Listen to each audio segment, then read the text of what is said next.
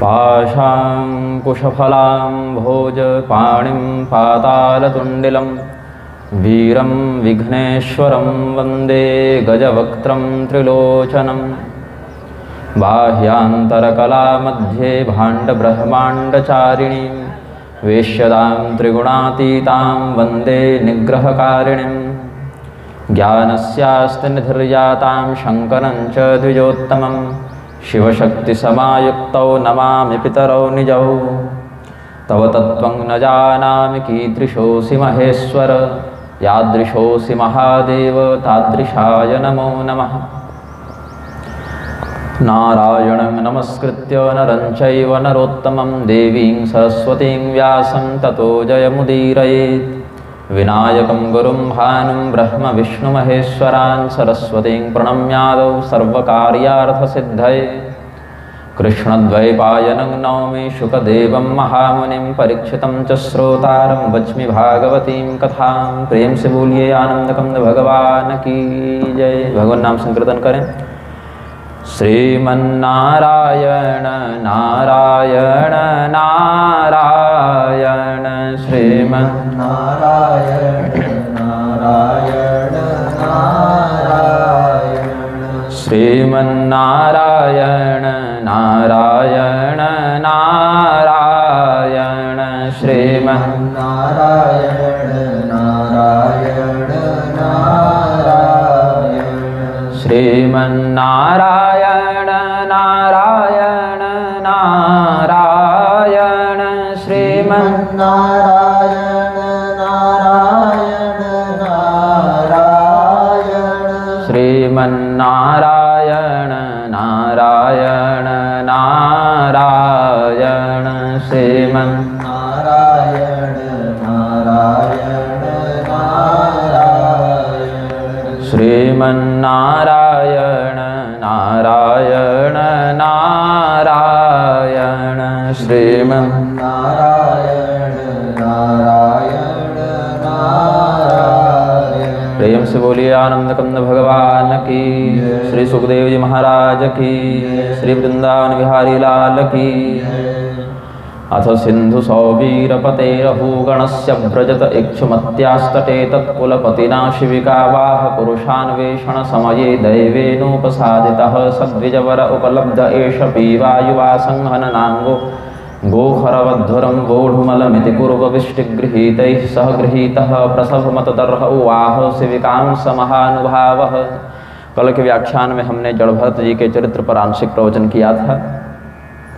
अब जड़भरत जी के चरित्र पर आगे के प्रसंगों पर चिंतन करते हैं। पूर्व जन्म का वह हिरण भरत जी का चिंतन करते हुए मृत्यु को प्राप्त होकर सिंधु सौवीर देश का राजा रघुगण बना। ये कपिल मुनि का प्रवचन सुनने के लिए जा रहा था, नियमित जाता था। आज क्या घटना घटित हुई? इसकी पालकी को ढोने वाले कहारों में से किसी एक का स्वास्थ्य बिगड़ गया, तो उस कहार ने छुट्टी मांगी, अपने ठेकेदार से, जमादार से, नायक से कहा कि मेरा स्वास्थ्य ठीक नहीं है, मुझे छुट्टी दे दो। उसके स्थान पर जड़भरत जी को लाया गया। ये बहुत दृढ़ शरीर वाले हैं, सुदृढ़ शरीर वाले हैं, ऐसा सोचकर जड़भरत जी को पालकी ढोने के काम में लगा दिया गया। लेकिन जड़भरत जी पालकी ढोने के अभ्यस्त नहीं थे, कहारों के समान शीघ्र गति से नहीं चलते थे। सामने कोई जीव है, कोई कीट है, उस पर पैर न पड़ जाए, ऐसा ध्यान देकर चलते थे। तो जड़भरत जी की गति से कहारों की गति असंतुलित हो गई और पालकी इधर उधर डोलने लगी। तो राजा रघुगण ने सोचा कि अगर हम इन्हें छोड़ देते हैं, क्षमा कर देते हैं, तो एक की गलती के कारण सभी लोग बिगड़ जाएंगे। इसीलिए जड़भरत पर उसने क्रोध किया। तो जड़भरत को उसने धमकी दी कि जिस प्रकार से यमराज अनुशासनहीन लोगों को दंड देते हैं, उसी प्रकार से ते करो में चिकित्साम दंड पाणिरिव जनताया यथा प्रकृतिम स्वाम भजिष्यसि। जिस प्रकार से यमराज अनुचित आचरण करने वालों को दंड देते हैं, उसी प्रकार मैं भी राजा होने से तुम्हें दंड दूंगा। तो जड़भरत कहते हैं त्वयोदितं व्यक्तम विप्रलब्धम भरतुः समे स्याद् यदि वीरभार गंतुर्यदि स्यादधिगम्य मध्वापि वेति राशौ न विदां प्रवादः। स्थौल्यम कार्श्यम आधय व्याधयश्च क्षुत्रिभयम कलिरिच्छा जरा च निद्रारतिर्मन्युरहं मदः शुचो देहे न जातस्य हि मे न संति। हमें धमकी देने के लिए, चिढ़ाने के लिए, उलाहना देने के लिए तुम्हारे द्वारा जो भी वचन कहे गए हैं उसका लक्ष्य यदि मैं हूँ तो तुम्हारा वचन सार्थक नहीं, क्योंकि तुमने कहा कि यह व्यक्ति मोटा है, पतला है, बूढ़ा है, जवान है, स्वस्थ है, रोगी है, सुदृढ़ है, निर्बल है, इत्यादि सभी लक्षण शरीर के होते हैं। मोटापा, दुबलापन, ताकतवर होना, निर्बल होना, ये सब शरीर के लक्षण हैं, आत्मा के लक्षण नहीं होते। एक ही आत्म तत्व विभिन्न शरीरों में विभिन्न शरीरों के माध्यम से ताकतवर होने का, निर्बल होने का अभिनय करता रहता है, लेकिन शरीर के ये लक्षण हम पर लागू नहीं होते। भूख, प्यास, बुढ़ापा, मृत्यु, जन्म, दुबला हो जाना, मोटा हो जाना, ये सब शारीरिक लक्षण हैं और मैं शरीर नहीं हूँ, इसीलिए हम पर ये लागू नहीं होते। तो तुम कहते हो कि इतना भार ये वहन कर पाएगा कि नहीं, तो शरीर को होने वाला भार आत्मा को पीड़ित नहीं करता, और मैं शरीर नहीं हूँ, मैं आत्म तत्व हूँ। ऐसा जब अपना परिचय दिया रहुगण के पास तो रहुगण डर गए। उनको समझ में आ गया कि ये कोई सामान्य व्यक्ति नहीं है, कोई मजदूर नहीं है, ये कोई ब्रह्मनिष्ठ महात्मा है।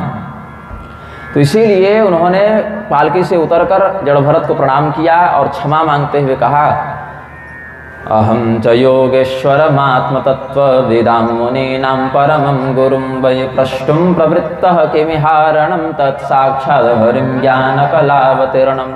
हम तो समझते हैं कि साक्षात भगवान ही आपके रूप में हमें उपदेश देने के लिए आए हैं। हम आप जैसे मुनियों के भी गुरु जो हैं, ऐसे परमहंस जड़भरत को प्राप्त करके धन्य हुए। आप हमें तत्व ज्ञान का उपदेश करें। फिर जड़भरत के माध्यम से रहुगण को आत्मविद्या का उपदेश प्राप्त हुआ। यही भवाटवी का वर्णन आगे किया गया है। यह संसार कहीं कहीं भवसागर के रूप में, समुद्र के रूप में वर्णित है, कहीं कहीं अटवी मतलब जंगल के रूप में वर्णित है।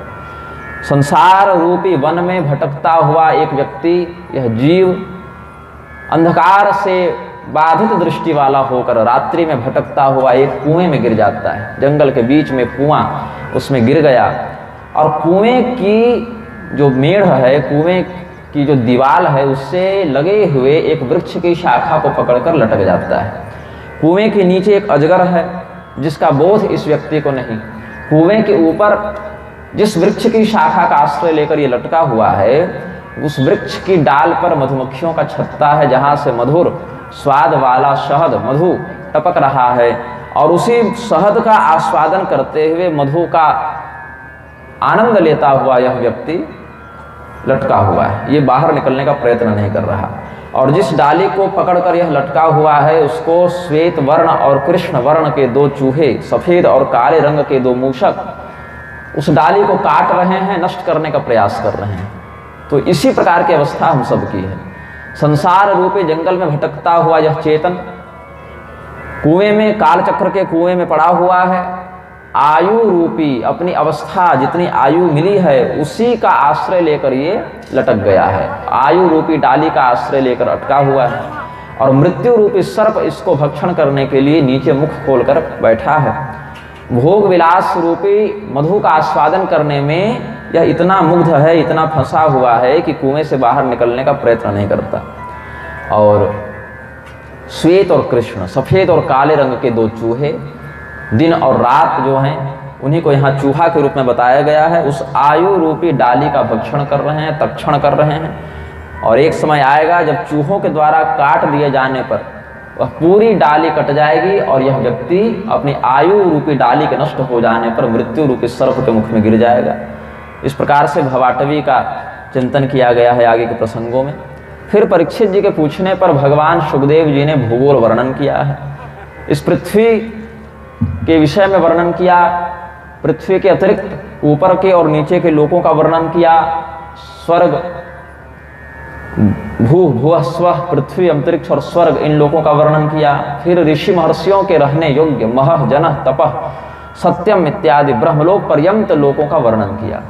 और पृथ्वी से नीचे नाग, असुर इत्यादि के रहने योग्य अतल, वितल, सुतल, तलातल, महातल, रसातल और पाताल, इन लोकों का वर्णन किया।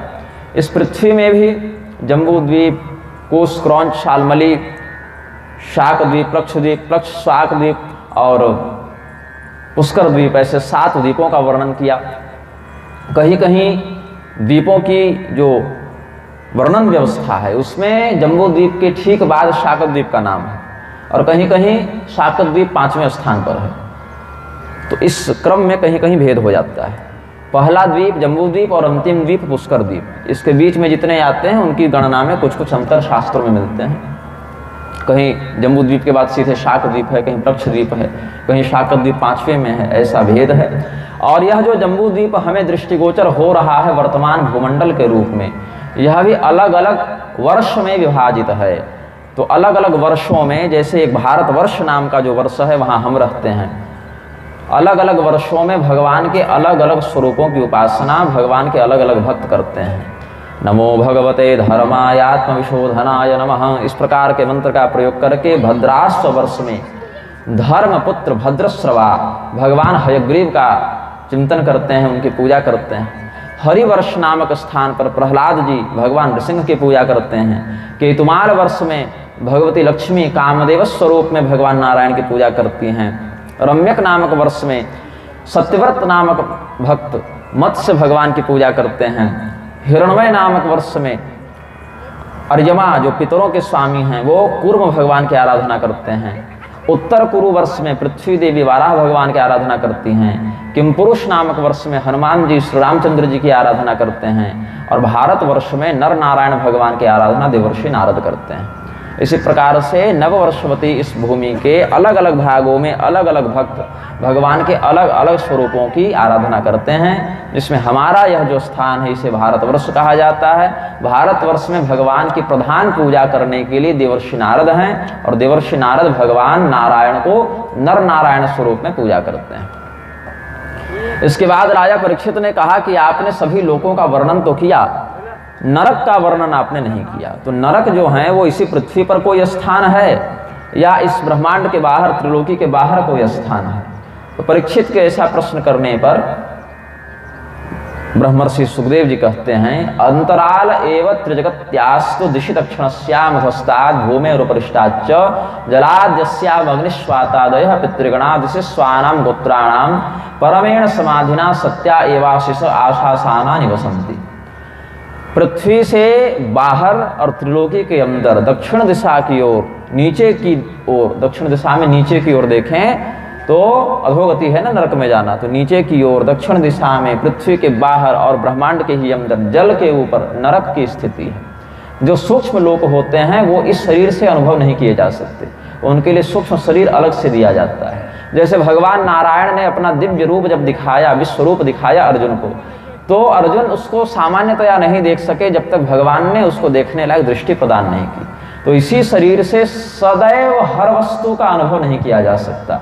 पृथ्वी लोक में यह शरीर मिला है तो पृथ्वी लोक की वस्तु का अनुभव कर सकते हैं, और अन्य लोकों के अनुभव के लिए उन लोकों के लायक शरीर मिलता है। नरक और स्वर्ग इत्यादि लोकों के लिए भिन्न दिव्य अथवा यातना शरीर का विधान है। तो जहाँ पर पितरों का निवास है, पितृगण जहाँ पर रहकर अपने वंशजों को आशीर्वाद देते हैं, उनके द्वारा दिए गए श्राद्ध इत्यादि का फल प्राप्त करते हैं, वहीं से कुछ दूर उसी दिशा में, उसी क्षेत्र में संयमनी नाम की पुरी है, जहाँ भगवान यमराज अपने परिकरों के साथ रहते हैं और धर्म और अधर्म का स्पष्ट विवेक पूर्ण निर्णय करते हैं। पापी को उसके पाप के अनुरूप दंड और पुण्यात्मा को उसके पुण्य के अनुरूप पुरस्कार प्रदान करते हैं। उस संयमनी पुरी में प्रवेश करने के लिए 4 दरवाजे हैं।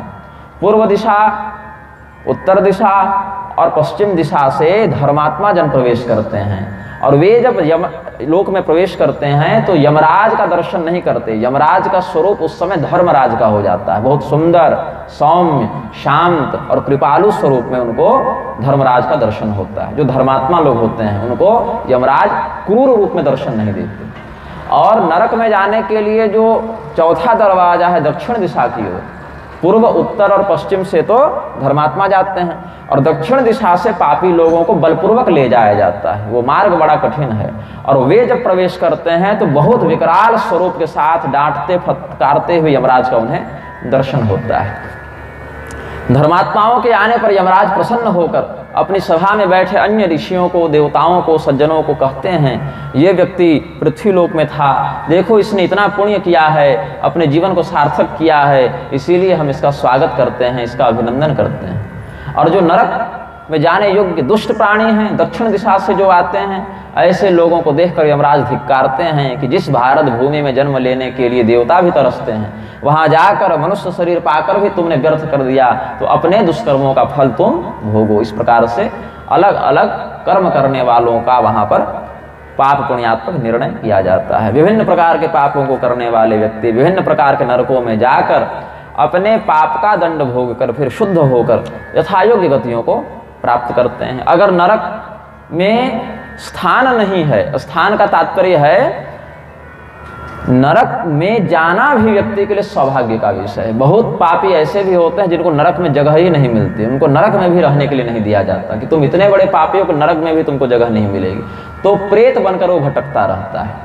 धुंधुकारी इत्यादि को नरक में कहाँ जगह मिली, बहुत बड़ा पापी था, तो उसको कहा जाता है कि तुम बाहर ही भटको और भूखे प्यासे तड़पते रहो, और जब तुम्हारा पाप कुछ कम होगा तब नरक में तुम्हें दंड दिया जाएगा, तब तक बाहर ही भटको। तो नरक में प्रवेश करना भी, पापियों में जो कम पापी हैं वही नरक जा पाते हैं, अधिक पापी को तो नरक से ही निकाल दिया जाता है कि तुम्हारा जैसा व्यक्ति तो नरक में रहने लायक भी नहीं है, तो पहले बाहर भटको, बाहर ही तुम भूखे प्यासे भटको, और जब कुछ और पाप तुम्हारा क्षीण हो जाएगा तब यहाँ पर आना।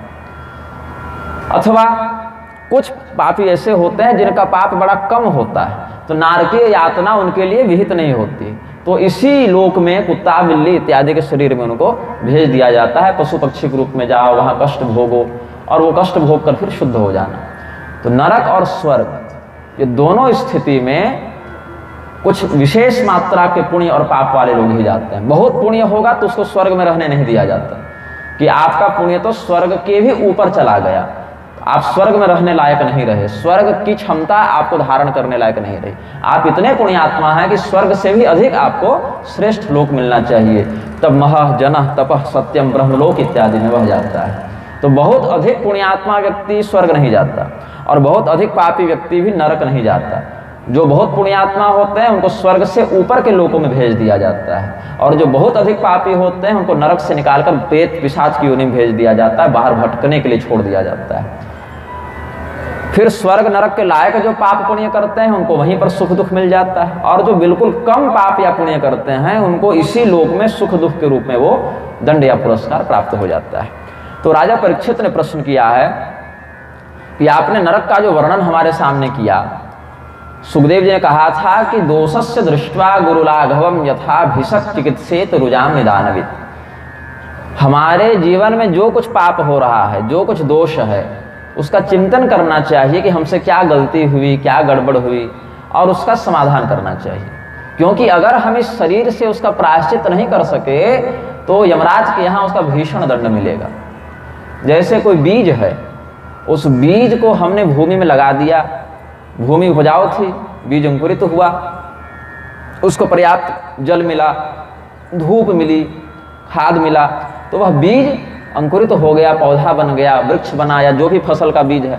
और अपनी तुलना में जो छोटा सा बीज है, अपने तुलना में तो उसके फल बड़े ही होते हैं, तो बीज से जब वृक्ष बना या पौधा बना तो वह बहुत से फलों को देने लगा। तो हम भी जो काम करते हैं, अच्छा या बुरा, पुण्य या पाप, वो कर्म बीज जब प्रकृति की भूमि में पड़ता है तो समय के अनुसार वो फल बढ़ता जाता है। तो अगर हमने कोई पाप किया और हमने उसका प्रायश्चित नहीं किया इस जीवन में, प्रायश्चित कर लिया तब तो ठीक है, और अगर प्रायश्चित नहीं किया तो वही छोटा सा बीज बहुत बड़ा दंड बनकर नरक में मिलता है। या हमने कोई छोटा सा ही पुण्य किया और उसका सुख हमने नहीं भोगा यहाँ पर, तो वही छोटा सा पुण्य बहुत बड़ा सुख बनकर हमें बाद में मिलता है। जैसे कोई प्यासा व्यक्ति हमारे घर में आ गया और हमारे पास जल है और हमने उसको जल नहीं दिया, तो देखने में बहुत छोटा सा काम है, लेकिन यह पाप बहुत बड़े दंड के रूप में हमें बाद में मिलता है। अथवा उसे हमने प्रसन्नता से जल पिला दिया, उसको तृप्त कर दिया, तो ये छोटा सा पुण्य ही, देखने में बहुत छोटा सा पुण्य है, कोई खर्चा नहीं लगा, एक गिलास पानी पिलाना पड़ा प्यासे को, बहुत छोटा पुण्य, कोई मेहनत नहीं, खर्च नहीं, लेकिन समय पर बहुत बड़े सुख को यह प्रदान करता है। तो जो भी हम सत्कर्म या दुष्कर्म करते हैं वो दिखने में भले छोटा हो, लेकिन परलोक में जाकर वह बहुत बड़ा हो जाता है, दंड या पुरस्कार के रूप में। तो अपने शरीर में जैसे बीमारी हो जाए, रोग हो जाए, तो व्यक्ति जांच करता है। अगर जांच करने में कुशल नहीं हो तो चिकित्सक के पास जाता है, वहाँ से परामर्श लेता है कि इस बीमारी में क्या किया जाए। तो जैसी बीमारी होती है, छोटी बीमारी, बड़ी बीमारी, उसके अनुसार चिकित्सक उसको मार्गदर्शन देते हैं और उसकी चिकित्सा करते हैं। ऐसे ही हमारे जीवन में भी जो पाप बन जाते हैं उसका निरीक्षण करना चाहिए, और यहाँ गुरु ही चिकित्सक बन जाते हैं। शास्त्रनिष्ठ आचार्य जनों के मार्गदर्शन में उस पाप का प्रायश्चित करना चाहिए। तो परीक्षित जी ने पूछा, दृष्ट श्रुताभ्याम यत् पापम जानन्नप्यात्मनो हितम करोति भूयो विवशः प्रायश्चित्तमथो कथम क्वचिन्निवर्तते भद्रात् क्वचित् चरति तत्पुनः प्रायश्चित्तमतो पार्थम मन्ये कुंजर शौचवत्। व्यक्ति पाप अगर करे और उसको पता हो कि हमने पाप किया है, इस काम को पाप कहते हैं, ऐसा नहीं करना चाहिए, ये बुद्धि उसके अंदर हो, तभी प्रायश्चित करेगा।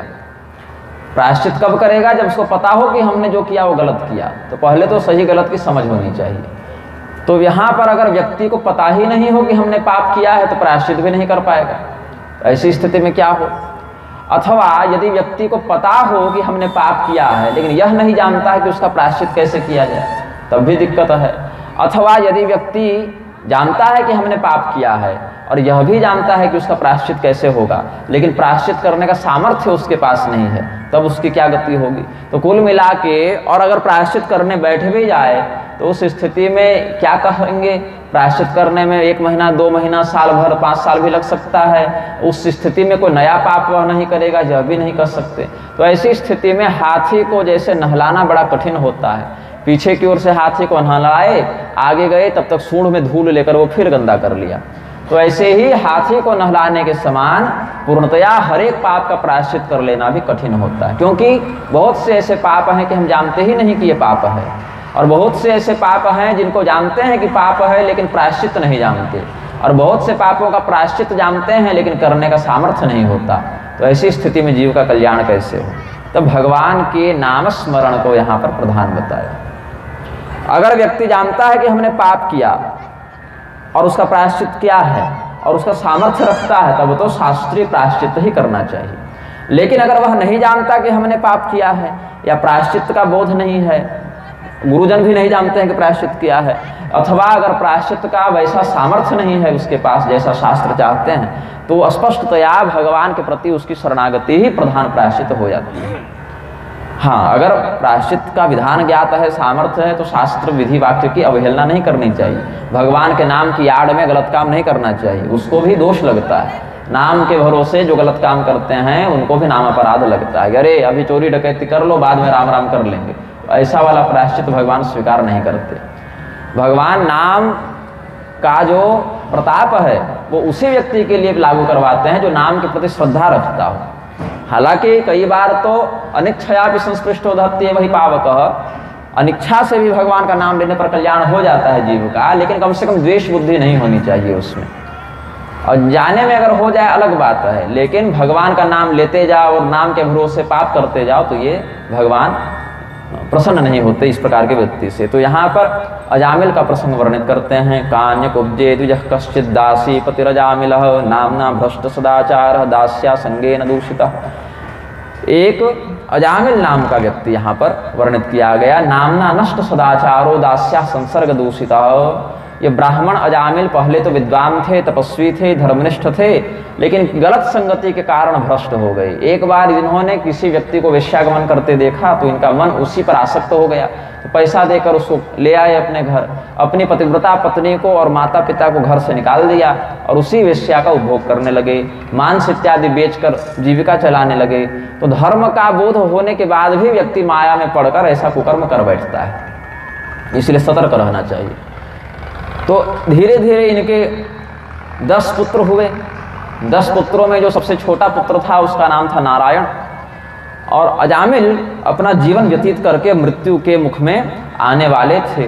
तो 80 वर्ष की आयु में जब अजामिल मर रहे थे, 80 वर्ष हो गए थे उनके, इन्होंने देखा कि 3 प्रेत आए हैं। यमदूत भी प्रेत के समान दिखते हैं, भयंकर दिखते हैं। विकराल शरीर वाले, हाथ में पाश, खड्ग इत्यादि दंड धारण किए हुए 3 राक्षस के आकृति वाले कोई क्रूर देवता आए हैं, यमदूत आए हैं और उसको बांधकर, जीवात्मा को बांधकर शरीर से दूर करके ले जा रहे हैं।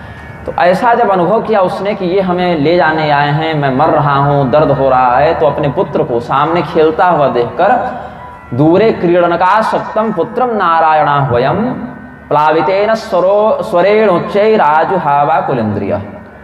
व्याकुल चित्त से तड़पते हुए इसने कुछ दूर जो इसका लड़का खेल रहा था नारायण, उसको पुकारा। तो जैसे ही इसके मुख से नारायण ऐसा उच्चरित हुआ, भगवान विष्णु के 4 पार्षद वहां पर आए और यमदूतों को रोक दिया। यमदूतों ने कभी इनको देखा नहीं था, भगवान विष्णु के दूतों से कभी इन यमदूतों की भेंट नहीं हुई थी। तो उन्होंने कहा कि हम तो धर्मराज के सेवक हैं, किमर्थम धर्मपालस्य किंकरान्नो निषेधथ, हम तो यमराज के सेवक हैं, हमारा काम ही यही है, तो तुम हमें रोकते कैसे हो। तो विष्णुदूतों ने पूछा कि बताओ, तुम धर्मराज के सेवक हो तो धर्म किसे कहते हैं, तुम तो धर्म के विषय में जानते होगे क्योंकि धर्मराज के सेवक हो। तो इन्होंने कहा कि धर्म तो ऐसे बहुत गहरा विषय है, लेकिन सामान्यतया इतना समझ लो कि वेद प्रणहितो धर्मो हि धर्मस्तद विपर्ययः, वेदो नारायण साक्षात स्वयं भूरिति सुश्रुमा। वेदों के द्वारा बताया गया अनुशासन धर्म है और उसका उल्टा अधर्म है, और वेद स्वयं भगवान नारायण ही हैं, उनको किसी ने बनाया नहीं, रचा नहीं, वो स्वयं ही प्रकट हुए हैं, ऐसा हमने सुना है, ये यमदूतों ने कहा। अब आजकल तो वेद मंत्रों को बदल दो, वेद भूल जाओ, और वेदों को इतने साल पहले इसने लिखा, ये सब प्रलाप करने वाले बहुत से लोग साधु महात्मा बने घूम रहे हैं। वेद मंत्रों से वृक्षों के पूजन अर्चना करवाने वाले, वेद मंत्रों को बदलने की बात करने वाले, वैदिक मर्यादा की मनमानी व्याख्या करने वाले बहुत से दुर्जन संत वेश में घूमने लगे।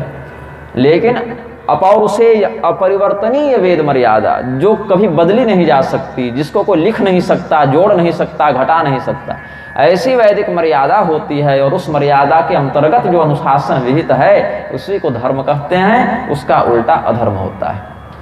तो हम जो भी कर्म करते हैं इस पृथ्वी पर रहते हुए या अन्य जीव जगत में भ्रमण करते हुए, योनियों में जो भी हम काम करते हैं, उसके कई कई देवता साक्षी होते हैं, गवाह होते हैं। यमराज के यहाँ गवाही होती है, साक्षी लोग जाकर बताते हैं कि इसने क्या क्या किया है। तो कौन कौन से साक्षी हैं? सूर्योग्नि खम्मरुदगाव सोम संध्या हनीदिशः कंकुः कालो धर्म इति हीते दैह्यस्य साक्षिणः। सूर्यदेव साक्षी हैं, वायुदेव साक्षी हैं, चंद्रमा साक्षी हैं, अग्नि साक्षी हैं, पृथ्वी साक्षी है, वायु साक्षी है, सुबह शाम की संध्या साक्षी है, दिन और रात साक्षी हैं, सभी दिशाएं साक्षी हैं, समय साक्षी है, और हृदय में स्थित धर्म भी साक्षी है। हमारे किए गए अच्छे बुरे कर्म की गवाही यही परलोक में देते हैं। तो हम कभी भी कुछ अच्छा या बुरा करें तो किसी न किसी साक्षी की नज़र में तो हम आ ही जाएंगे, और जैसा जैसा जिसका कर्म होता है वैसा ही फल वह प्राप्त करता है। ये अजामिल पूर्व काल में धर्मात्मा था, धर्म का आचरण करता था, बाद में गड़बड़ हो गया तो धर्म का आचरण का अलग हिसाब बनेगा, अधर्म वाला अलग बनेगा। तो नरक जो भी व्यक्ति जाता है और दंड पाता है, दुर्भावना से यमराज दंड नहीं देते। निर्श्यामो कृत निर्वेशम यत्र दंडेन शुद्धति। दंड क्यों दिया जाता है यमलोक में? ताकि वह जीव पाप समूह से छूटकर शुद्ध हो जाए, पवित्र हो जाए, इसके लिए दंड दिया जाता है, दुर्भावना से दंड नहीं दिया जाता। तो भगवान विष्णु के दूतों ने जब यह संवाद, यह उत्तर सुना तो कहा कि ये तो सही कहा तुमने, लेकिन एक गड़बड़ हो गई कि राजा अगर गड़बड़ करे, गुरु अगर गड़बड़ करें, तो भी व्यक्ति को भरोसा होता है कि यमराज के यहाँ हमारे साथ अन्याय नहीं होगा। अगर किसी के गुरु निर्दोष को दंड दे दें या दोषी को छोड़ दें, राजा के यहाँ अगर गलत न्याय हो जाए, निर्णय अगर गलत हो जाए, अन्याय हो जाए, तो भी व्यक्ति, आस्तिक जन यह भरोसा करते हैं कि यमराज के यहाँ कोई अन्याय नहीं होगा, वहाँ बिल्कुल न्याय होगा। और यमराज के यहाँ भी अगर अन्याय होने लगे तो लोगों का भरोसा कहाँ जाएगा? लोग विश्वास किस पर करेंगे? किसकी शरण में प्रजा जाएगी? प्रजानाम पितरो ये च शास्तारः साधवः समाः यदि स्यात्तेषु वैषम्यम कम यान्ति शरणं प्रजा। तो यमराज के यहाँ आज ऐसा ही अन्याय होने जा रहा है कि मरने के समय अंतकाल में भगवान का नाम लेने के बाद भी तुम लोग यमदूत इसको नरक लेकर जा रहे हो। भगवान का नाम जो भी व्यक्ति अंतकाल में लेता है वो जीवन भर चाहे जो सही गलत किया हो, सकर्म प्रारब्ध समाप्त हो जाता है। गाय, ब्राह्मण, स्त्री, भ्रूण, किसी की भी हत्या की हो, लेकिन अंत काल में, बिल्कुल प्राणोत्क्रमण काल में अगर भगवान का उच्चारण करे, भगवान का चिंतन करे तो वह मुक्त हो जाता है। और इससे बड़ा प्रायश्चित भी कुछ नहीं है कि मरने के समय भगवान का चिंतन हो, भगवान का स्मरण हो, इससे बड़ा प्रायश्चित भी कुछ नहीं है। तो जितने भी बड़े पाप हैं या छोटे पाप हैं, भगवान के नाम के प्रताप से सभी शांत हो जाते हैं, सभी दूर हो जाते हैं। तो ये अब नरक जाने योग्य नहीं रहा, ये तो वैकुंठ जाने के लायक पवित्र हो गया है। ऐसा कहा तो यमदूत चले गए और अजामिल को भी ये संवाद सुनकर अपना पहले का पढ़ा लिखा धर्मशास्त्र ज्ञान याद आ गया कि हमसे बहुत बड़ी गलती हो गई, स्वयं को धिक्कारने लगा। भगवान विष्णु के दूतों से बात करने के लिए जब अजामिल प्रस्तुत हुए, उन्होंने सोचा कि अब हम इनसे कुछ बोलेंगे। पहले तो प्रणाम किया, वंदे शिरसा विष्णु किंकरान दर्शनोत्सव। भगवान विष्णु के उन सेवकों को अजामिल ने प्रणाम किया और जब कुछ बोलना चाहे तो भगवान के सेवक अंतर्ध्यान हो गए कि तुमसे बात नहीं करेंगे, तुम जब आओगे तब बात करेंगे, अभी तुम इस शरीर से संवाद के अधिकारी नहीं हो। ठीक हो गया। प्रेम से बोलिए आनंद कंद भगवान की जय। भगवान विष्णु के जो दूत हैं, सहसा पश्यतस्तस्य तत्रांतर दधिरे नघ। हे परीक्षित, भगवान विष्णु के दूतों ने जब देखा, तम विवक्षमभिप्रेत्य महापुरुष किंकराः, अजामिल हमसे बात करना चाहता है, ऐसा जब भगवत दूतों ने देखा तो अंतर्ध्यान हो गए और अजामिल बड़े तड़पने लगे, बड़े चिंतातुर हो गए, बड़े ग्लानि में चले गए कि हमने अपना जीवन अपने हाथों से नष्ट कर लिया। वो पता नहीं किस सत्कर्म के प्रताप से स्वल्पमप्यस्य धर्मस्य त्रायते महतो भयात्, पता नहीं हमने कौन सा व्रत दान जब किया था कि मरने के समय नारायण निकल गया मुँह से, बेटा के बहाने ही सही लेकिन निकल गया। अब आजकल चिंटू पिंटू रॉकी नाम रखा जाता है तो क्या निकलेगा मुंह से। अब भगवान का कम से कम नाम हो तो बेटा के बहाने से ही, लेकिन मरने के समय भगवान का नाम निकल जाए। सज्जनों के नाम पर, महापुरुषों के नाम पर, भगवत चरित्रों के नाम पर संतान का नाम रखना चाहिए। हालांकि उसमें कुछ नियम है कि नक्षत्र का नाम नहीं हो, नदी का नाम नहीं हो, महाविद्या का नाम नहीं हो, ये सब कुछ बातें हैं, लेकिन श्रेष्ठ अनुकरणीय चरित्र वाले भगवत चरित्रों का ही नामकरण अपने संतान के लिए विहित है। तो भगवान के भक्तों का, पार्षदों का दिव्य दर्शन हुआ था, तो अजामिल का जो मोह था, अज्ञान था, वो नष्ट हो गया, सद्बुद्धि जागृत हो गई। तो तुरंत विरक्त भाव का आश्रय लेकर वो हरिद्वार चले गए और हरिद्वार में ही भगवान का चिंतन करते हुए अपने शरीर को छोड़ दिया। हित्वा कलेवरम तीर्थे गंगायाम दर्शनादनु। जब ये शरीर छोड़ रहे थे गंगा जी के किनारे हरिद्वार जाकर अजामिल, तो फिर उन्होंने देखा कि वही भगवत दूत, वही पार्षद फिर आए हैं, इस बार विमान लेकर आए हैं। साकं विहाय सा विप्रो महापुरुष किंकरैः हैमं विमानमारुह्य ययौ यत्र श्रियः पतिः। जहाँ भगवान लक्ष्मी नारायण विराजमान हैं, लक्ष्मीपति नारायण की जहाँ पर स्थिति है, ऐसे वैकुंठ धाम में ये अजामिल भगवान के ही दूतों के समान शंख चक्र गदा पद्म वाले स्वरूप को धारण करके चले गए। प्रेम से बोलिए आनंद कंद भगवान की जय। राजा परीक्षित ने जब यह कथा सुनी तो उन्होंने बड़ा सुंदर प्रश्न किया है। निशम्य देवः स्वभटोपवर्णितं प्रत्याह किन्तान् प्रतिधर्मराजः एवं हताज्ञो विहतान् मुरारेर्नैदेशिकैर्यस्य वशे जनोऽयं यमस्य देवस्य न दण्डभङ्गः कुतश्च नरसे श्रुतपूर्व आसीत् एतन्मुने वृष्यति लोकसंशयं न हि त्वदन्य इति मे विनिश्चितम्। परीक्षित जी के मन में संदेह हुआ कि अजामिल का तो उद्धार हो गया और इन यमदूतों का फिर क्या हुआ, क्योंकि यमदूत जब वापस गए यमलोक और खाली हाथ गए तो यमराज को क्या मुंह दिखाए, क्या जवाब दिया यमराज को। यमराज को जब पता चला कि हमारे दूतों को विष्णु दूतों ने भगा दिया तो उनकी क्या प्रतिक्रिया थी, क्योंकि आज तक ऐसा तो हमने सुना नहीं कि यमराज ने किसी को लाने के लिए यमदूत भेजे हों और वो व्यक्ति बच जाए, यमराज के दूत ही खाली हाथ आ जाएं, ऐसा हमको सुनने में नहीं आया। तो आप ही हमारे संदेह का निवारण करने में समर्थ हैं, आप ही बताइए, क्योंकि वो तो दिव्य लोक की बात है ना, वहाँ क्या घटना घटित हुई ये तो सामान्य व्यक्ति नहीं समझ सकता, परलोक की बात है। आप संत हैं, ब्रह्मनिष्ठ तपस्वी हैं, आप बताइए क्या हुआ था।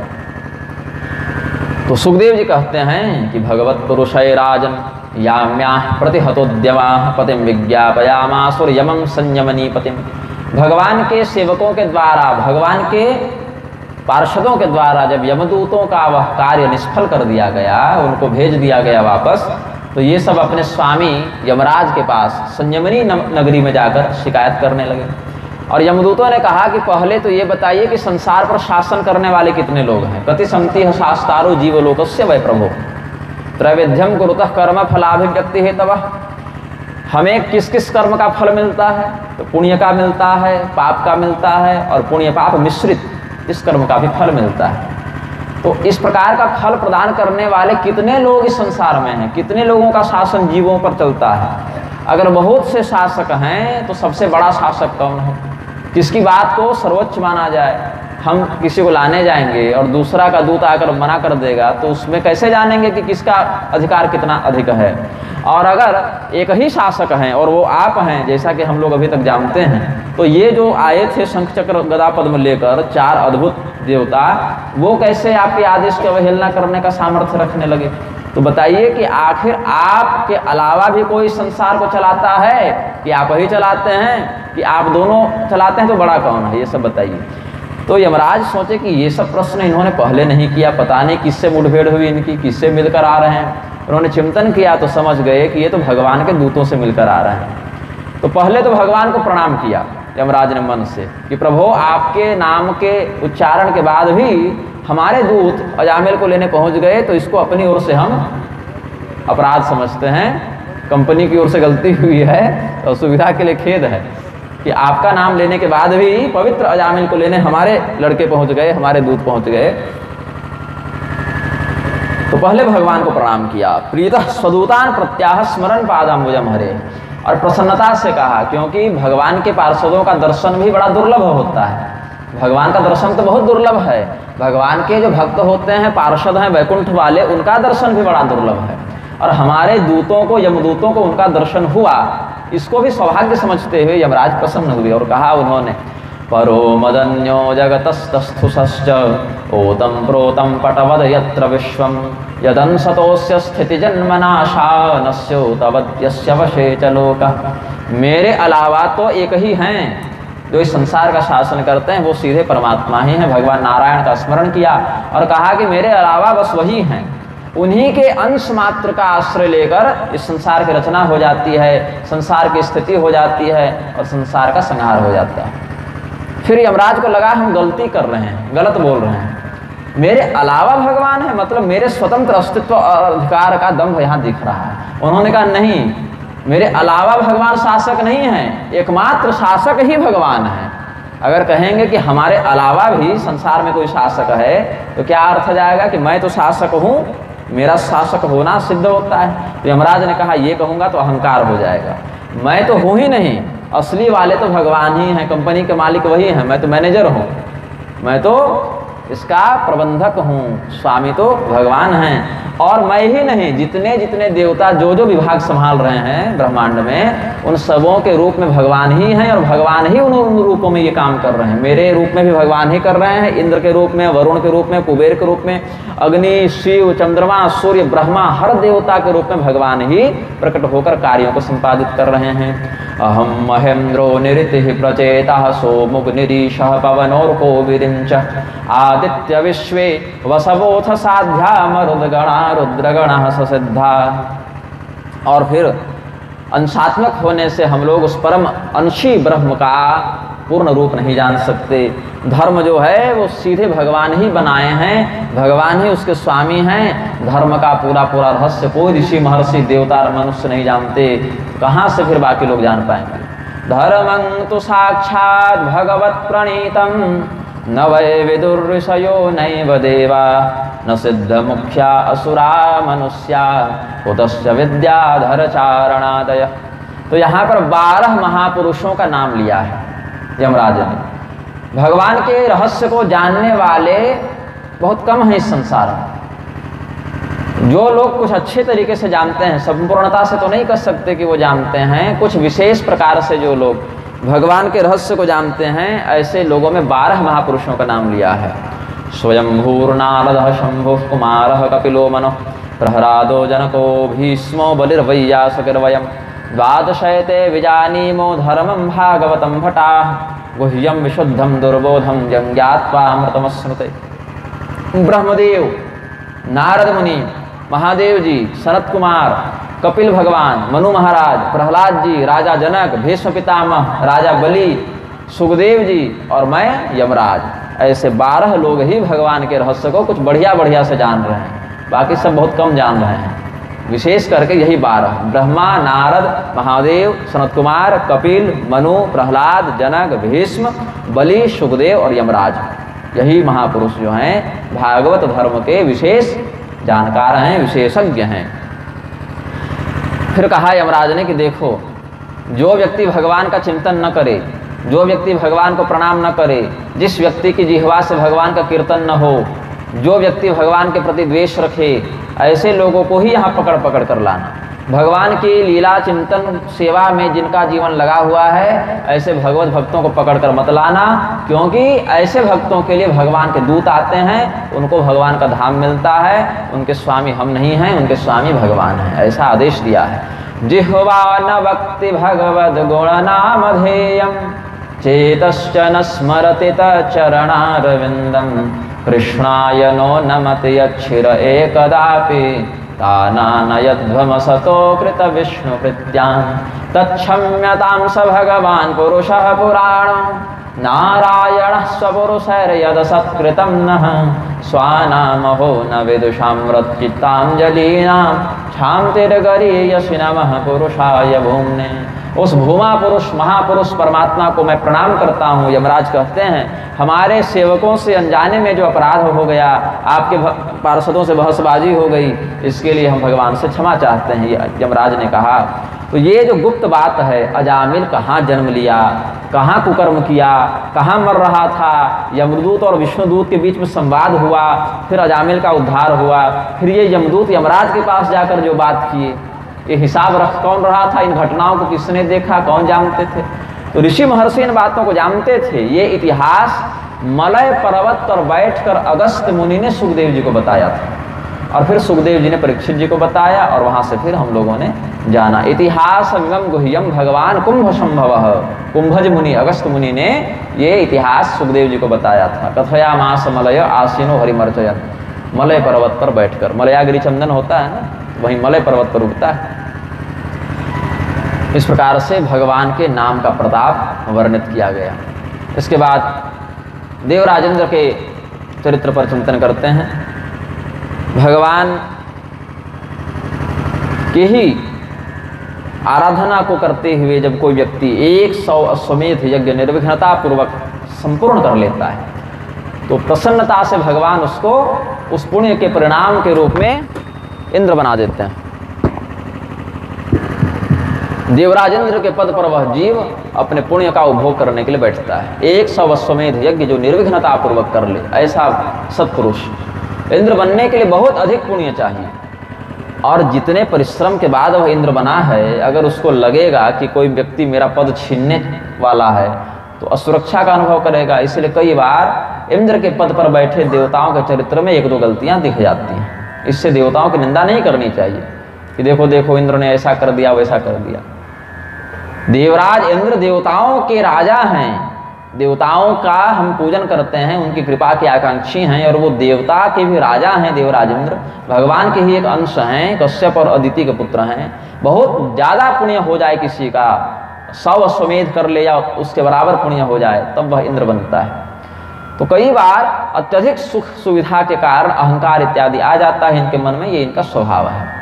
और जब एक पुण्यात्मा इंद्र बनता है तो एक मनवंतर के लिए बनता है। संध्या काल अगर मनवंतर का जोड़ दें इसमें, तो लगभग 71 चतुर्युगी और उसकी संध्या काल मनवंतर संध्या जोड़ दें तो 30 करोड़ 84 लाख वर्षों के लिए ये देवताओं के राजा बनते हैं। तो इतने लंबे समय के लिए राजा बने, तो 1-2 गलती हो जाना स्वाभाविक है। हम 50-60 साल की उम्र में कितनी गलतियां करते हैं, कितने पाप करते हैं। तो इनकी अवस्था तो 30 करोड़ वर्ष की है, तो उतने समय में भी 1-2 पाप हो जाना, 4 पाप हो जाना कोई बड़ी बात नहीं। तो देवराज इंद्र से भी एक पाप हुआ यहाँ पर। एक बार इनके दरबार में, इनकी राज्यसभा में, जिसको सुधर्मा सभा कहते हैं, देवराज इंद्र जो हैं स्वर्ग के राजा हैं, लेकिन स्वर्ग कोई छोटा मोटा स्थान नहीं है।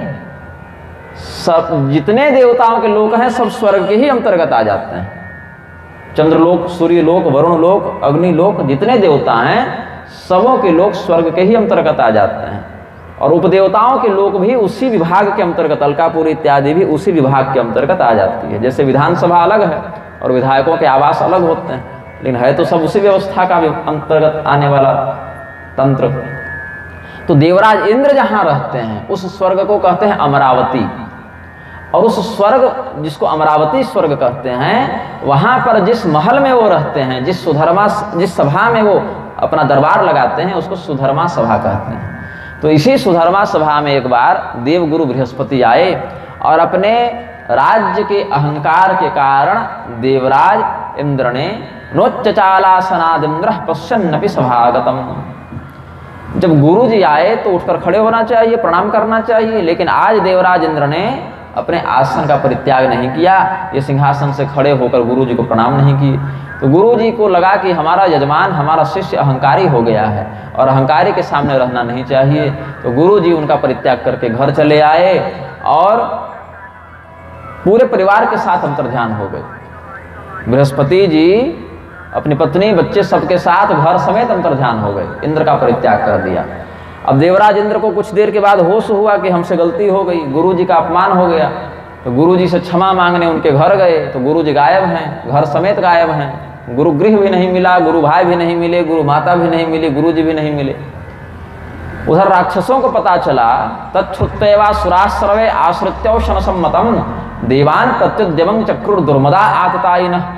राक्षसों को जब समाचार मिला कि देवताओं में फूट पड़ गई है, गुरु जी और इंद्र में झगड़ा हो गया है, तो गुरु से विहीन होकर देवता असुरक्षित हो गए हैं, कमजोर पड़ गए हैं।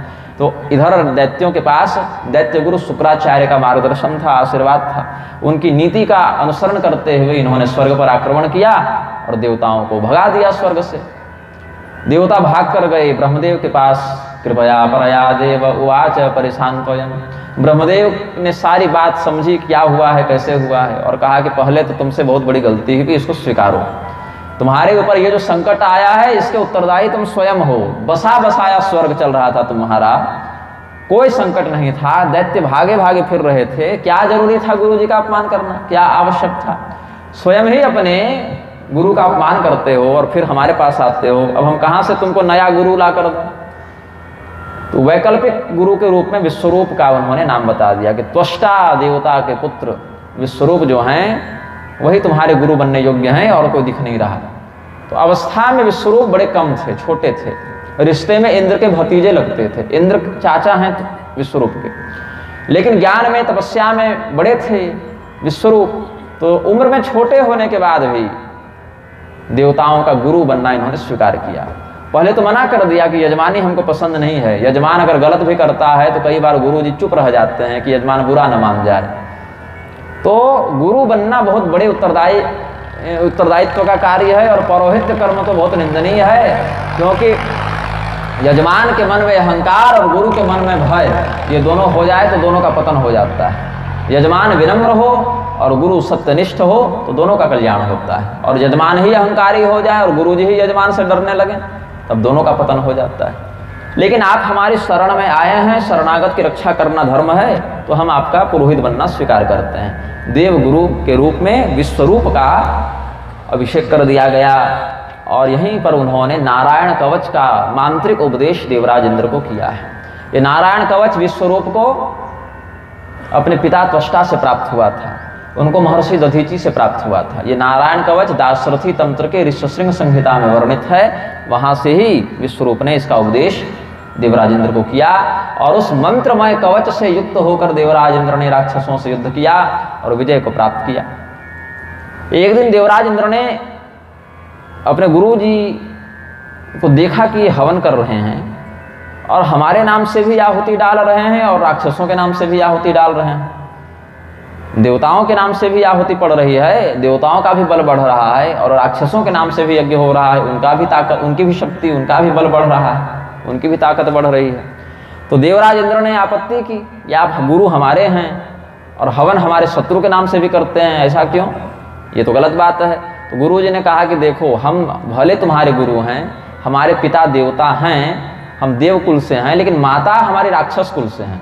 तो ननिहाल हमारा राक्षसों के यहाँ है और पिताजी हमारे देवता हैं, तो दोनों वंशों के लिए हम हवन करते हैं। देवराज इंद्र ने मना किया तो विश्वरूप नहीं माने कि हम तुम्हारे पास थोड़े गए थे, हम तो हमेशा से ऐसा ही करते आ रहे हैं, तुम हमारे पास आए तो हम अपना नियम थोड़े बदल देंगे। तो देवराज इंद्र को क्रोध आ गया, उन्होंने गुरु जी का माथा ही काट दिया। विश्वरूप के 3 मस्तक थे, उनको त्रिशिरा मुनि भी कहते थे।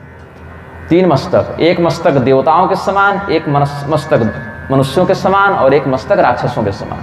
तो देवताओं वाले मस्तक से सोमरस इत्यादि पीते थे, मनुष्य वाले मस्तक से अन्न खाते थे और राक्षसों वाले मस्तक से मदिरा पीते थे। जैसा मस्तक वैसा संस्कार दिखाते थे।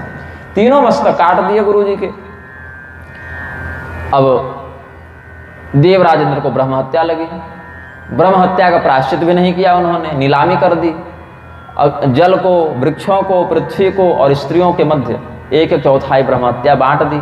तो बंजर भूमि के रूप में वह ब्रह्म हत्या पृथ्वी ने ग्रहण कर ली, गोंद और कांटे के रूप में वृक्षों ने ग्रहण कर लिया, फेन बुदबुद के रूप में जल ने ग्रहण कर लिया और मासिक धर्म के रूप में स्त्रियों ने ग्रहण कर लिया उस ब्रह्म हत्या का चतुर्थांश।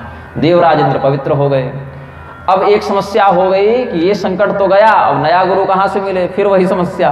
तब तक बृहस्पति आ चुके थे, उनको देवता बनाने में सफल हो गए थे, लेकिन त्वष्टा नामक जो देवता जिनके पुत्र विश्वरूप का वध हुआ था, उनको बड़ा कष्ट हुआ। एक तो हमारे पुत्र सत्यनिष्ठ शांत चित्त पुत्र को ये स्वयं गए अपना गुरु बनाया और फिर इसकी हत्या कर दी, तो देवताओं को इस पाप का दंड अवश्य मिलना चाहिए। तो वृजनान माम त्राहि, इस कष्ट से मेरी रक्षा करो। वृजनान माम त्राहि, वृजन मतलब होता है संकट, कष्ट, इससे मेरी रक्षा करो, ऐसा संकल्प करते हुए एक पुत्र को उत्पन्न करने लगे। अग्निकुंड से एक पुत्र हमें प्राप्त हो, आभिचारिक यज्ञ से एक पुत्र की प्राप्ति का संकल्प इन्होंने किया। उसमें 2 भावनाएं थी, एक तो इंद्र शत्रु विवर्धस्व और वृजनान माम त्राहि, संकट से हमारी रक्षा करो और हे पुत्र तुम इंद्र को मारने वाले हो, यह उनका चिंतन था। लेकिन स्वर भंग हुआ क्रोध के कारण, तो एक संकल्प तो ठीक हुआ कि संकट से मेरी रक्षा करो। कैसा संकट? तो अपने पुत्र के मरने से जो पुत्र शोक हमें हुआ है उससे तुम हमें छुटकारा दिलाओ, इंद्र को दंडित करके मुझे संतुष्ट करो। और दूसरा, इंद्र को मारने वाले पुत्र का जन्म हो, तो अर्थ बदल गया मंत्र में उच्चारण दोष से, और अर्थ क्या हो गया कि इंद्र के द्वारा मारे जाने वाले पुत्र तुम उत्पन्न हो। इंद्र को मारने वाला पुत्र मिलना था और मिल क्या गया? इंद्र के द्वारा मारे जाने वाला पुत्र। तो ये जब उत्पन्न हुआ तो इसका नाम रखा गया वृत्रासुर। वृत्र, वृजनान माम त्राहि से वृत्र बना, कि संकट से, वृ से विजिन और त्र से त्राहि। तो वृजिन मतलब संकट और त्राहि मतलब रक्षा करने के अर्थ में, रक्षा करो। वृत्र, असुर कुल में उत्पन्न वृत्र, अग्निकुंड से जब प्रकट होता है तो बहुत अल्प समय में ही उसका शरीर इतना बड़ा हो गया, पृथ्वी उसके भार से आक्रांत होने लगी। ऐसे तो राक्षस इच्छानुसार शरीर धारण करने वाले होते थे, मायामय शरीर, जितना बड़ा हो जाए छोटा हो जाए। तो इसने अपने शरीर को इतना बड़ा कर लिया कि स्वर्ग तक इसका मस्तक सटने लगा और देवताओं को इसने ललकारा, तो देवताओं ने इस पर अपने दिव्य अस्त्र शस्त्र चलाए। किसी हाथी को फूल से मारने पर जैसे उसे चोट नहीं लगती, वैसे ही वृत्रासुर का शरीर इतना दृढ़ था, उसकी चमड़ी इतनी कठोर थी कि देवताओं के अस्त्र शस्त्र उस पर कोई असर नहीं कर सके। वृत्रासुर का कुछ भी नहीं बिगड़ा। अब देवता भागे उसके भय से, इतना बड़ा था कि उठा उठा कर खा जाता था, हथियार ही खा जाए, देवताओं को खा जाए। तो देवता फिर गए ब्रह्मदेव की शरण में, ब्रह्मदेव भगवान को पुकारे, भगवान की शरण में गए। भगवान बोले कि पहले तो तुम्हें नए हथियार लगेंगे जो इतने दृढ़ हो कि वृत्रासुर को मारने में समर्थ हो। ऐसे दृढ़ अस्त्र शस्त्र केवल दधीची मुनि की हड्डी से बन सकते हैं। दधीची मुनि को भगवान महादेव का वरदान था कि तुम्हारा शरीर अभेद्य होगा, कोई भी अस्त्र शस्त्र उसका भेदन नहीं कर पाएगा, शिव पुराण के अनुसार। तो दधीची मुनि के पास देवता गए और बड़े लज्जित होकर कहे कि अपनी हड्डियां दे दीजिए, अब क्या कहें, हमारी रक्षा के लिए आप अपना प्राण त्याग दीजिए। तो दधीची मुनि भी मुस्कुराए, बोले ठीक है, अब आप संकट में आए हैं, शरणागत हैं, तो हमारी हड्डियां आप ले जा सकते हैं। तो योग मार्ग का आश्रय लेकर उन्होंने अपना शरीर स्वयं छोड़ दिया। फिर उनकी हड्डियों से वज्र बना और भी अन्य अस्त्र शस्त्र बने। देवराज इंद्र ऐरावत हाथी पर आरूढ़ होकर वृत्रासुर से युद्ध करने के लिए गए हैं। वृत्रासुर ने जब देखा कि अब मैं मरने वाला हूँ, तो भगवान का चिंतन करने लगा। भगवान का बहुत बड़ा भक्त था ये। सनत कुमार ने इसको विधिवत शिक्षा भी दी थी। वृत्रासुर ने सनत कुमार से ब्रह्म ज्ञान भी प्राप्त किया था। ऐसे तो पिछले जन्म का भी सिद्ध था यह। चित्रकेतु नाम के राजा जो निस्संतान थे, सूरसेन देश के राजा थे, उन्होंने अंगिरा और नारद मुनि की कृपा से पुत्र को प्राप्त किया था और उनकी बाकी रानियों ने सौतिया डाह के चक्कर में उस राजकुमार को मार दिया था। बाद में फिर अंगिरा और नारद के उपदेश देने पर इन्होंने संकर्षण भगवान की आराधना की थी और संकर्षण भगवान शेष नाग की कृपा से ये देवता बने, विद्याधर कोटि के देवता बने। और भगवती पार्वती का अपमान करने के कारण ये फिर राक्षस बन गए। तो इस प्रकार से इनके जीवन में पहले मनुष्य बनना, फिर देवता बनना, फिर राक्षस बनना, हर योनि में ये घूमते रहे से, और स्मरण इनको अपने पूर्व जन्म का बना रहा। तो यही चित्रकेतु वृत्रासुर बने थे। और यहाँ पर वही पूर्व जन्म की भक्ति ब्रह्म ज्ञान को स्मरण करके ये भगवान से निवेदन करते हैं। अहम हरे तव पादैकमूल दासानुदासो भवितास्मि भूयः मनस्मरेतासु पतेर्गुणास्ते गृणीत वाक्कर्म करोतु कायः न नाकपृष्ठं न च पारमेष्ठ्यं न सार्वभौमं न रसाधिपत्यं न योग सिद्धिरपुनर्भवं वा समंजसत्वा विरहय्य कांक्षे। हे प्रभो, हे नारायण, हे हरे, आपके चरणों की सेवा हम सदैव करते रहें, और आपके चरणों की सेवा का अगर अवसर न मिले तो हम आपके भक्तों की सेवा करते रहें। भगवान की सेवा करना बड़े सौभाग्य का विषय है। तो उतना अगर हमारा सौभाग्य न हो तो आपकी सेवा में पहले से जो संत महात्मा लगे हुए हैं, हम उनकी सेवा करने के लिए लग जाएं। जिस भी योनि में जाएं, जिस भी काम में लगें, वो आपकी ही प्रसन्नता के लिए, समर्पण के लिए हमारा परिश्रम हो। जो खाएं, पिएं, पहने, बोलें, चलें, जो काम हम करें वो अपने लिए नहीं करें, आपके लिए करें।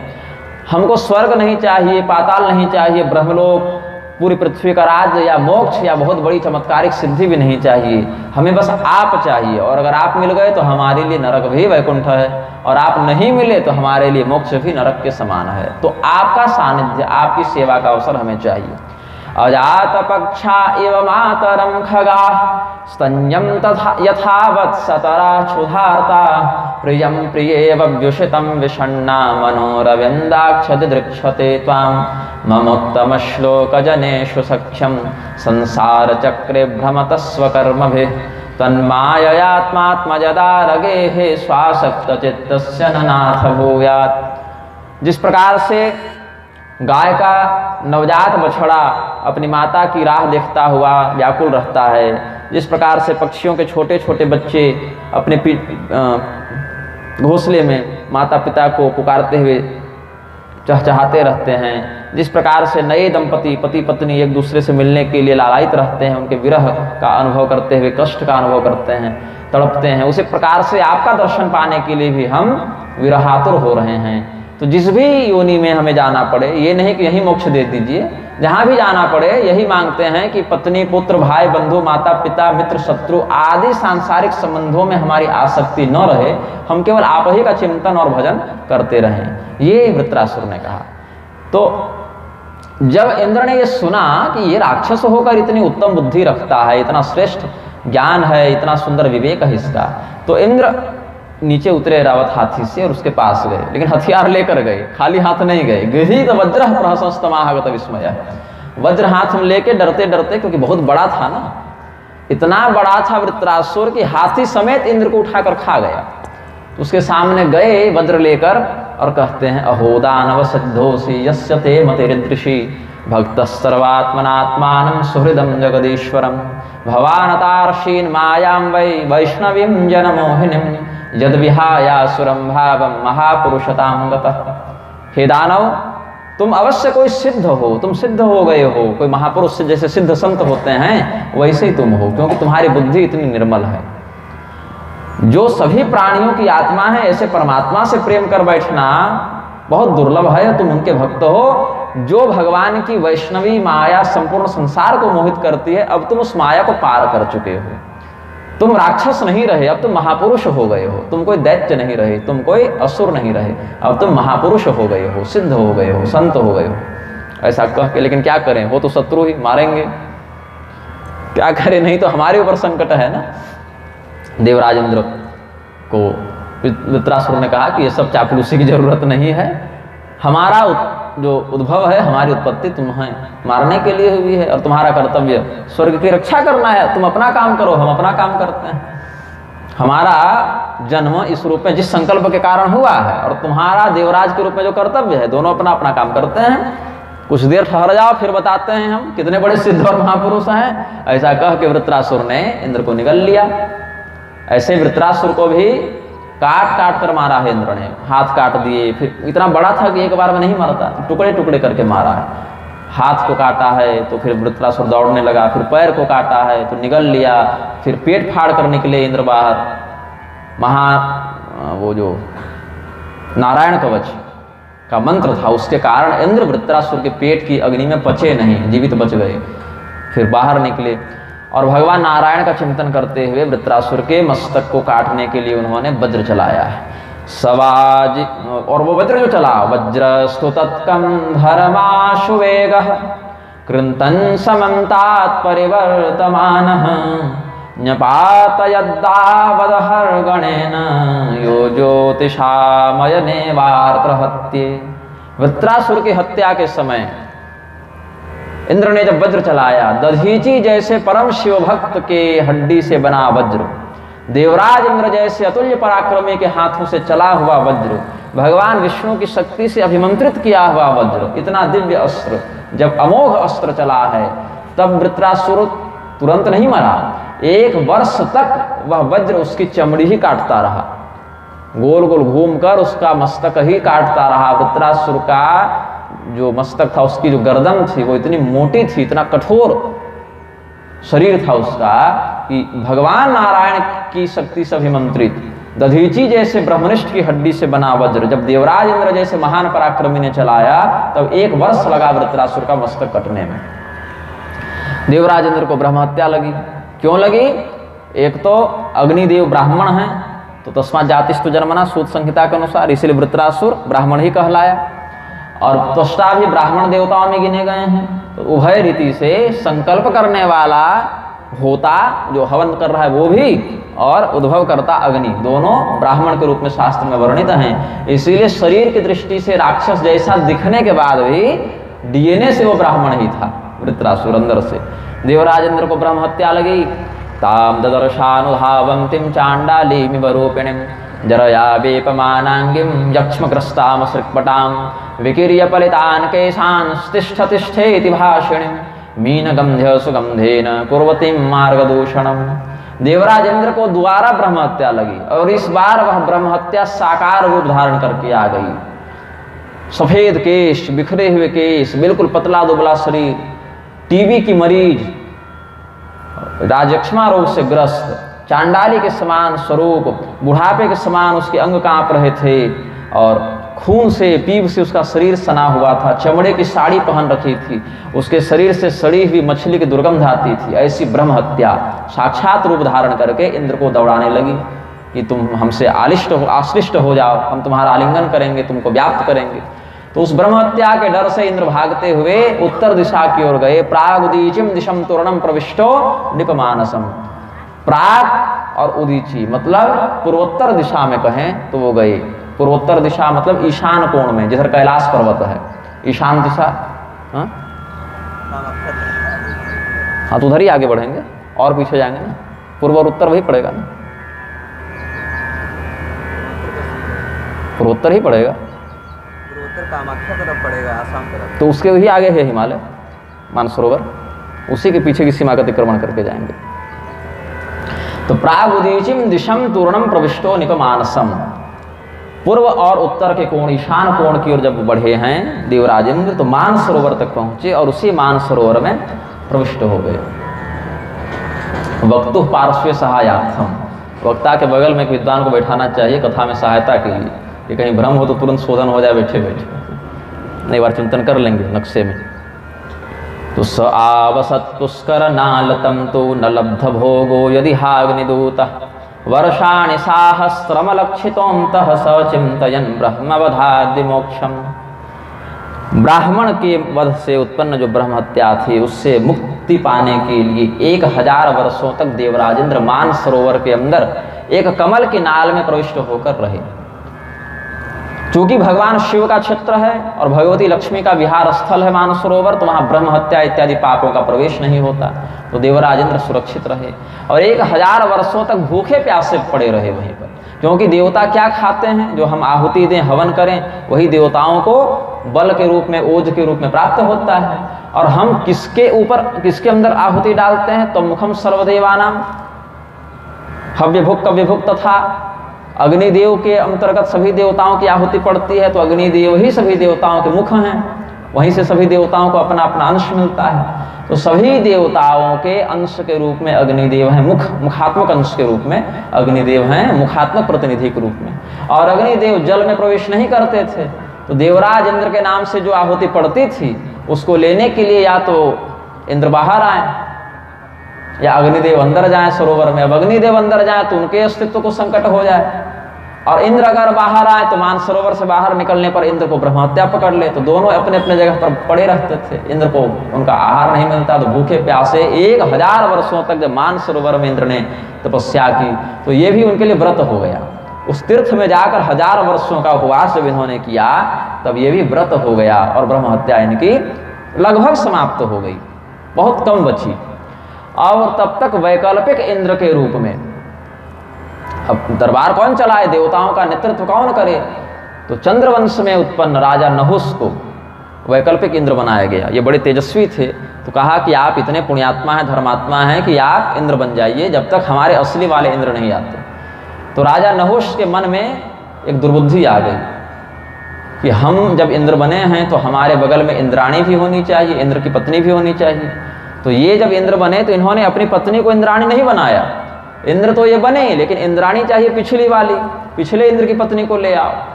तो ये दुर्बुद्धि जब इनके मन में आई तो देवराज इंद्र की पत्नी इनके लिए माता के समान हो जाती, लेकिन इनके मन में जब दुर्भावना आई तो बृहस्पति और नारद की शरण में गई सची देवी, पौलोमी देवी, जो इंद्र की पत्नी है, सची नाम है उनका। इंद्राणी तो पद हो गया, पोस्ट हो गया ना। इंद्र का नाम है पुरंदर अभी वाले का, और इंद्राणी का नाम है शची। तो फिर परामर्श किया गया कि राजा नहुस के साथ कुछ छल करना पड़ेगा, क्योंकि लड़के इसको हरा नहीं सकते, बड़ा तेजस्वी है। सीधे सीधे शाप भी नहीं दे सकते, क्योंकि इसके सामने जाने से व्यक्ति भस्म हो सकता है, इतना तेजस्वी है। सूर्यदेव भी नहुस के सामने सीधे नहीं जाते थे, क्योंकि सूर्य से भी अधिक उनका तेज था। तो सची ने एक शर्त रखी कि हम आपसे विवाह करेंगे यदि आप ऐसी बारात लेके आएँ जिसमें एक ऐसा वाहन हो जिस पर आप बैठें उस पर कोई पहले न बैठा हो। गरुड़ पर बैठकर आएंगे तो भगवान विष्णु पहले बैठ चुके हैं, बैल पर आएंगे नंदीश्वर पर भगवान शिव बैठते हैं, सिंह पर आएंगे तो दुर्गा जी बैठती हैं, हाथी घोड़े पर उच्चैश्रवा ऐरावत पर तो इंद्र बैठते ही हैं, ऊंट पर प्रेत पर हनुमान जी बैठते हैं। मतलब अलग अलग देवताओं का अलग अलग वाहन निश्चित है। तो कोई ऐसा वाहन आप सोचें जिस पर आज तक कभी कोई न बैठा हो। गधा पर भी बैठकर आते तो शीतला माता आपत्ति कर देती ना, कहीं कोई ऐसा वाहन दिखाई नहीं। तब बोले क्या करें तुम ही बताओ। तब कहा कि ऋषि महर्षियों के कंधे पर किसी ने सवारी नहीं की है। सब प्रणाम करते थे ऋषियों को, उनके माथा पर कौन बैठे। तो रहंस ने कहा ठीक है सप्तर्षियों को बुलाओ। तो 3 महर्षि इधर और 3 इधर, सप्तर्षियों में से 3 इधर और 3 इधर लगे, और एक आगे रास्ता खाली करने लगे कि राजा की सवारी आ रही है, हटो हटो, मार्ग छोड़ो, जगह दो। और बहुत धीरे धीरे ये चलने लगे पालकी उठाकर। अब ये राजा हड़बड़ी में था कि जल्दी चलो, विवाह करना है, सची को अपने घर लेकर आना है। ये कामातुर था, इसका विवेक काम नहीं कर रहा था। और ऋषि महर्षि और उतने धीरे धीरे जनवासे वाली चाल में जा रहे थे कि 1 किलोमीटर जाने में जनवासे वाली बारात जो है सो 1-2 घंटा लगा देते। नाचते गाते बैंड बज रहा है, जा रहे हैं सब। तो इन्होंने क्या किया, एक महर्षि के, कहीं अगस्त वर्णन है, कहीं भृगु वर्णन है, कहीं वर्णन है कि भृगु मुनि अगस्त की जटा में घुसे थे, ऐसा कुछ कुछ अलग अलग ग्रंथों में वर्णन है। किसी एक महर्षि को इन्होंने लात मारी, और जिनकी जटा में पहले से घुसे हुए थे उन्होंने शाप दे दिया कि तुम अजगर हो जाओ। सार इतना ही है। कल्प भेद से, ग्रंथ भेद से कथाएं कुछ परिवर्तित हो जाती हैं, लेकिन सार इतना है कि ऋषियों ने शाप दे दिया, सर्प मतलब जल्दी चलो, ऐसा इन्होंने कहा। तो उन्होंने कहा तुम हमें सर्प कहते हो, जाओ तुम ही सर्प बन जाओ। तो राजा नहुस देवराज इंद्र के पद से भ्रष्ट होकर नीचे गिर के अजगर बन गए।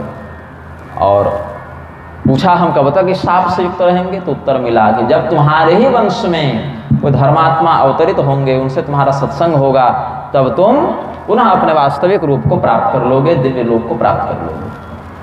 तो राजा नहुस अजगर बन गए। बाद में द्वापर युग के अंत में उन्हीं के वंश में आगे पांडवों का जन्म हुआ, और पांडवों के अंतर्गत जो भीम थे उनको ये पकड़ते हैं अपनी कुंडली में, और खाने के लिए जब प्रयास करते हैं तब युधिष्ठिर उनको छुड़ाने आते हैं, और युधिष्ठिर से सर्प रूपधारी नहुस का संवाद होता है, और फिर नहुस का शाप छूट जाता है। ये घटना घटित हुई।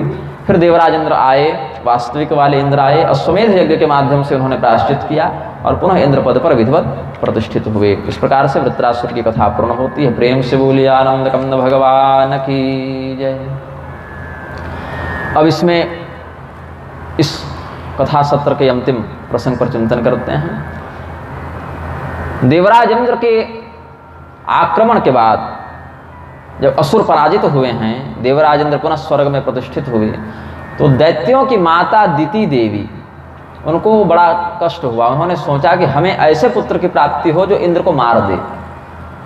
अब इंद्र जो हैं वो इंद्र बने कैसे? अपने ही सद्धर्म का पुण्य फल प्राप्त करने के कारण इंद्र बने हैं। इंद्र के रूप में अपने ही पुण्य का उपभोग करते हैं। इंद्र जो बने हैं वो भी कभी मनुष्य रहे थे, कभी यज्ञ किए थे, उसी का फल भोगने के लिए ये इंद्र बने हैं, सुख भोगने के लिए इनको ये अधिकार और पद दिया गया है। अब इंद्र कैसे मर जाए? जब तक पूरा प्रारब्ध उनका नहीं कटेगा तब तक। लेकिन दिति के मन में आया कि इंद्र को हम मरवा दें, अपने किसी योग्य संतान के द्वारा हम इंद्र का वध करवा दें, और संतान वैसी है नहीं तो ऐसी योग्य संतान को हम प्राप्त करें। वरदो में यदि ब्राह्मण पुत्र इंद्र हणम वृणे अमृत्युम मृद पुत्रा हम ये नमे घातितो सुतो। इंद्र ने हमारे पुत्रों को मार दिया, बहुत से राक्षसों को मार दिया, दैत्यों को मार दिया। अब हम ऐसा पुत्र चाहते हैं जो इंद्र को मारने में समर्थ हो। यही वरदान दिति ने अपने पति कश्यप जी से मांगा है। तो कश्यप जी को थोड़ा बुरा तो लगा, इंद्र भी इन्हीं के पुत्र हैं। अदिति नामक पत्नी से कश्यप जी को इंद्र पुत्र की प्राप्ति हुई थी, और दिति नामक पत्नी ऐसा वरदान मांग रही हैं, तो इधर एक पुत्र हो जाए और दूसरे पुत्र को मार दे तो पिता को तो दोनों स्थिति में कष्ट है। तो उन्होंने थोड़ी खिन्नता व्यक्त की और कहा ठीक है, अब इंद्र को मारना सरल कार्य तो है नहीं, इतना तेजस्वी पुत्र तुम चाहती हो तो उसके लिए एक व्रत करना पड़ेगा। 1 वर्ष तक चलने वाला यह व्रत है, इसको पुंसवन व्रत कहते हैं। किसी भी प्राणी को मत मारना, हिंसा मत करना, झूठ मत बोलना, किसी को गाली मत देना, शाप मत देना, नाखून मत काटना, बाल मत काटना, अपवित्र वस्तु का स्पर्श मत करना, नदी में प्रवेश करके स्नान मत करना, किसी पर क्रोध मत करना, जो व्यक्ति दुष्ट है उससे बातचीत मत करना, बिना धोया हुआ कपड़ा मत पहनना, जहाँ पर भगवती दुर्गा को मांस इत्यादि बलि इत्यादि चढ़ाकर पूजा होती हो ऐसा प्रसाद मत खाना, अंजलि लगाकर पानी मत पीना, जूठे मुंह मत रहना, बाल खोलकर मत रहना, और अपवित्र अवस्था में शयन मत करना। बहुत कुछ नियम बताया है कश्यप जी ने।